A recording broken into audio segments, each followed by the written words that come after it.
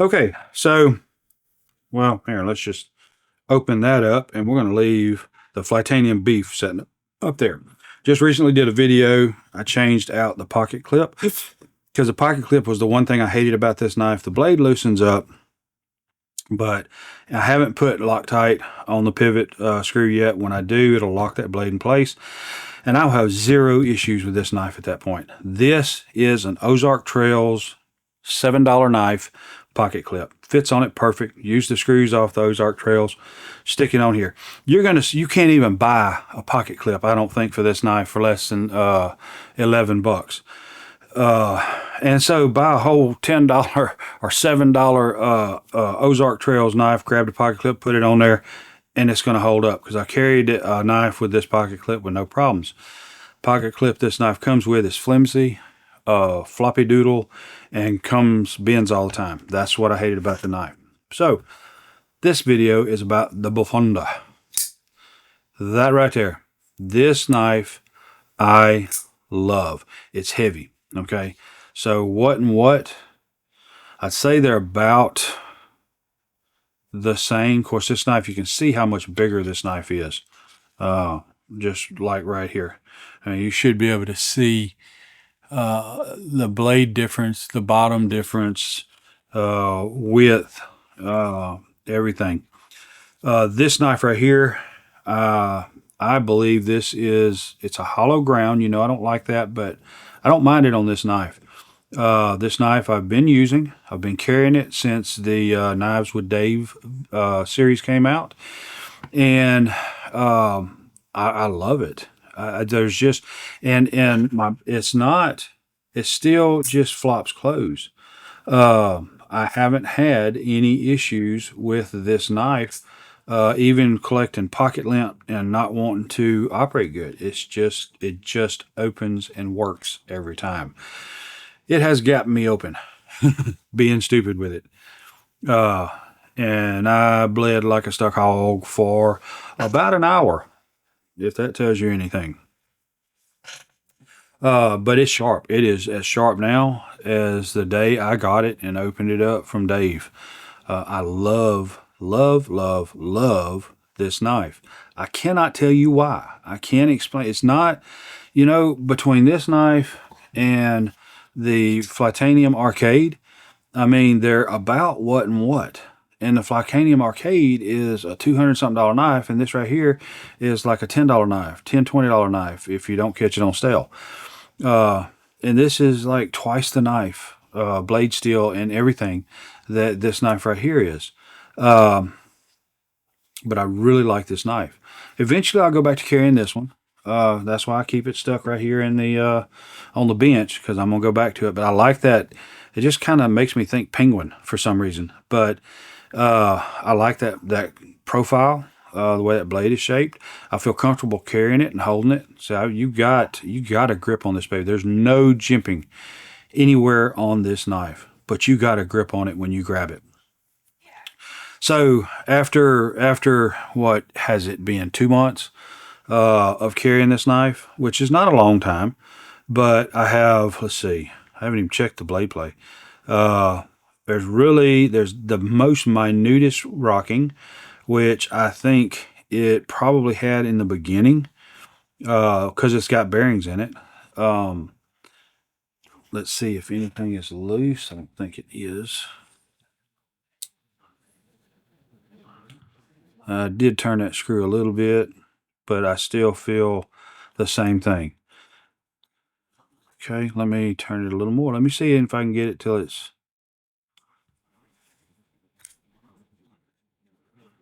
Okay, now the blade is just not quite as flippy floppy. And I can still feel the slightest bit of movement inside to side. So that's just the bearings that's in it. And so there's no, and that's another gripe I had. It's not an issue, but a gripe about the Flytanium beef is you set the screw and it will loosen up. You have to tighten it up again. So I'm going to have to put Loctite on this one. No Loctite on this one, none whatsoever. And the blade does not loosen up. I haven't had a problem with that. I'm not saying I won't have a problem with it, but I haven't. and I'm cleaning fingernails. I got to be careful because of how sharp it is, even cleaning fingernails. And cutting, opening packages, just doing whatever. I've cut cardboard, I've cut packages open, tape, I've cut rope, I've cut, I think I did a little bit of whittling on some wood with it, and I can't remember what all, but it's been the only pocket knife that I've been carrying here for the last little bit, other than an itty bitty tiny 4-blade about that long. Maybe I'll show that to y'all one day. But this knife, well, hold on. All right, you talked me into it.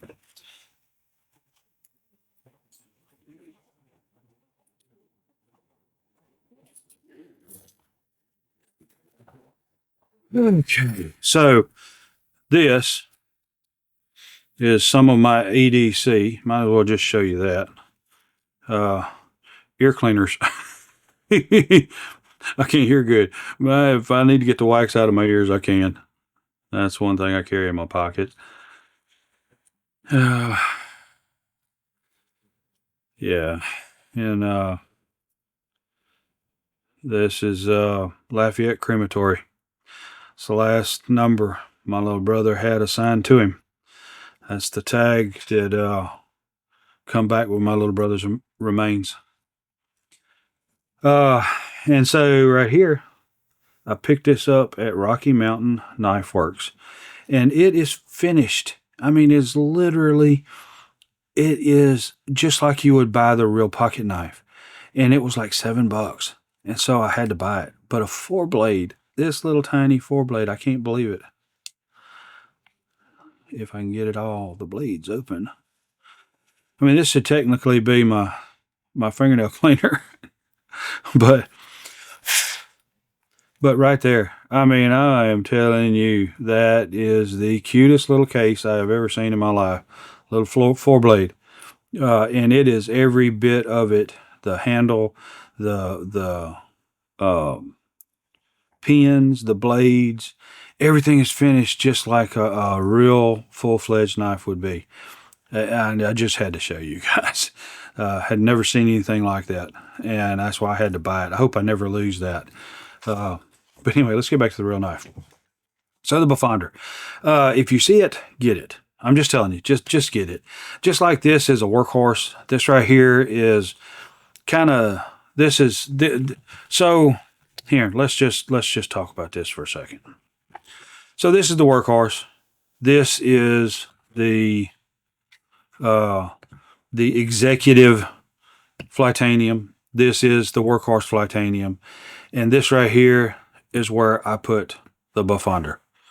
I think it is perfectly in between these two knives. $200-something knife, $60 knife. I put the Bofonder right in the middle. I love this knife for the utility purposes. The blade grew on me to the point that I like the blade, the profile and everything on it. But I really love the profile on both these knives. I like this one more, but because of the hollow grind, if that was a flat grind, I think I would love this one more. Edge retention has been great here. These two knives have been used similarly, and they both have a razor gap you open blade on them. So that's where I would put this knife, and it is cheaper than all of these knives. Like I keep saying $10 knife, but it's been that cheap, and I think $20 to $29 is where it runs in a lot of cases if you don't catch it on sale. But it's worth it. It's definitely worth it. So what is this knife? And Bofonder makes me want to say that it must be, or let's just leave that open. That it must be German, and that's kind of what I think that is. It's a button lock flipper with a thumb stud. So you've got the button, you can operate it, which I tightened it up, but you got the thumb stud that you can open it up with. You've got the flipper that you can open it. So you got 3 options that you can open it up with. So I've got 0 issues with this knife. I don't complain anything with it at all. I can't fuss about this Bofonder. It's got no downsides. If you want to come up with a downside, I'm going to say it's going to be weight. Blade centering is still perfect. Of course, you would expect that with these two solid scales on each side. But it would be weight. Because I was saying these were similar. This is definitely heavier. This is a much bigger knife. And of course, you've got the G10 scales or whatever that's made out of on the beef. But this is definitely heavier because you've got this blade, which I have to assume is going to be stainless. And this right here, this handle is either solid stainless. No way it could be titanium, not at this price point. So I would say stainless scales or sides, because there's no liner, so it's just scales with two spacers down here, and of course your pivot screw. So yeah, I've carried this in my pocket, and I've sweated like crazy carrying this in my pocket, and that's another reason why I say it's stainless, because there's got no rust stains and no rust started. So again, the Bofonder is a low end, and I look, I love finding cheap knives, not cheap, which they have their purpose in my knife arsenal as well. I'm not too good to use a cheap knife. If you buy X-Acto knives, those are like use them a few times and throw them away. So what's the difference between a pocket knife around the same price? So with that said, the price that you pay for this knife right here, you just can't go wrong. It's got a great edge. It's got a very good edge. It's held the edge. So I love finding cheap knives that are good. Cheap high-end knives. Let's say that. High cheap-end knives. Whatever you want to call it. Because you're going to pay a little bit of money and you got a great knife. Now, a lot of people want to say, well, a knife is no good. It doesn't have good lockup. It doesn't have blah, blah, what, this, that, the other, or anything like that. And yeah, I mean, I use knives literally for, I don't know how many years. They had buck knives with lock blades. I usually couldn't afford those, and I had the pocket knives that had no locks. And see, now I did cut this finger off, but they put it back on. I have all my fingers. I got all my fingers. Everyone, all 10 fingers. So use a knife, but use it correctly, and you don't need a lock. Is what I'm trying to say. So if you have a knife that doesn't have as strong a button lockup or as strong a liner lock or as strong a whatever lock, be aware of it and use the knife like that. If the lock on the knife is the only drawback to a knife, it's a good knife to me, because I'm just not going to use it in a way that it's going to catch me. Period. Again, I mean, I'm not going to jug something like that and push down. There's no edge there. That's what's going to break that lock back. I'm not going to jug something and pull up. Why would I? There's no edge up here to cut anything with. I'm going down against the back spine of the knife. So the lock is not going to fail. The knife is going to fail before the lock fails if I go doing something like that. So I don't see a downside. I'm sorry. You should be aware, is all I'm saying. If a lock is not a good solid lockup, then just be aware and use the knife in that same fashion, aware of the fact that it doesn't have a good lockup and may come loose. Do I recommend the Bofonder? I recommend the Bofonder. There is absolutely no reason you would not want a Bofonder. If you want to buy a Bofonder for someone for a first knife, it is well worth it. You have multiple deployments here. There's a fidget factor. That's, I mean, just look, I've tightened the blade up and it's already kind of loosened back up again. But the blade is not any different from where it was before. The fidget factor is there. It's just there's no downsides to this knife right here, other than if you have an issue with weight. And put a belt on. Wear a belt. Okay, put your belt on.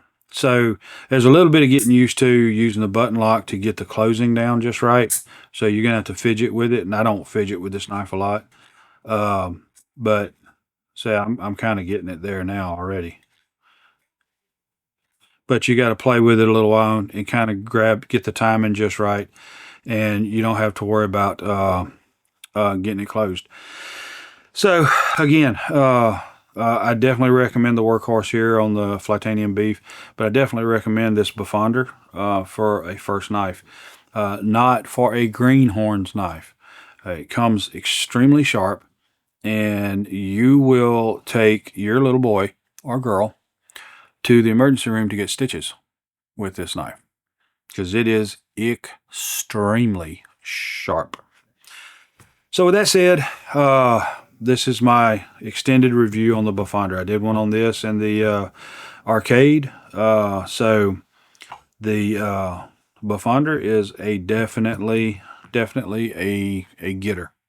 So I appreciate you. I enjoy spending time with you, and I'll see you next time. Your time is very important to me, and I thank you for spending it here with me. Thanks, and God bless.